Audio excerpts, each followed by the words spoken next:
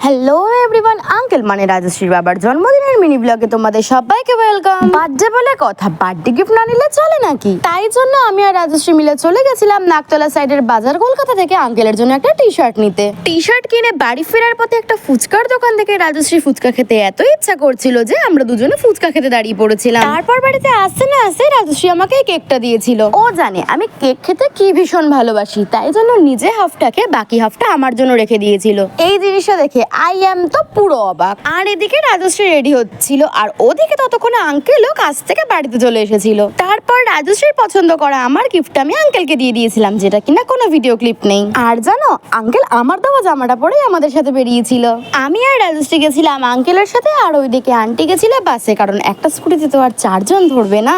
আর এইদিকে রাজশ্রী আর আন্টির প্ল্যান ছিল আঙ্কেলকে নিয়ে ডিনারে আসবে সারপ্রাইজ দেওয়ার জন্য। প্ল্যান অনুযায়ী আমরা সবাই চলে এসেছিলাম এখানে খাওয়া দাওয়া করতে। আঙ্কেলের সাথে সাথে আমিও হালকা পাতলা সারপ্রাইজড হয়ে গেছিলাম। আমরা যেহেতু স্কুটিতে এসেছিলাম তাই জন্য আমরা আগেই চলে এসেছিলাম। আর ওইদিকে আন্টির আসতে একটু সময় লাগছিল, তাই আমি আর রাজশ্রী বাইরে দাঁড়িয়ে না থেকে ক্যাফের ভিতরে গিয়ে মেনু কার্ড দেখছিলাম যে কি কি ডিশ আছে। আন্টি আর আঙ্কেল আসার পর যে যেটা খাবে সেই খাবার অর্ডার দিয়ে এদিকে শুরু হয়ে গেছিল ফটো সেশন। সবাই সবার সাথে ফটো তোলার পর রাজশ্রী আঙ্কেল আর আন্টি সুন্দর সুন্দর ফটো তুলে দিচ্ছিল, আর আমি সুযোগ বুঝে সুন্দর সুন্দর ভিডিও করে নিচ্ছিলাম গাইস।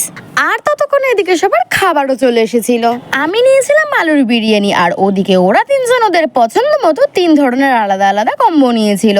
আমায় একটা বোলের মধ্যে বিরিয়ানিটা দিয়েছিল, আর আমি বোল থেকে ঠিক মতন খাবারটা বাড়তে পারছিলাম না বলে ওদিকে রাজশ্রী আমার বিরিয়ানিটা বেড়ে দিচ্ছিল। তারপর আমরা সবাই মিলে ঘপাঘপ খাবার খাচ্ছিলাম, কারণ রাত হয়েছে আর খিদেও তো পেয়েছে না।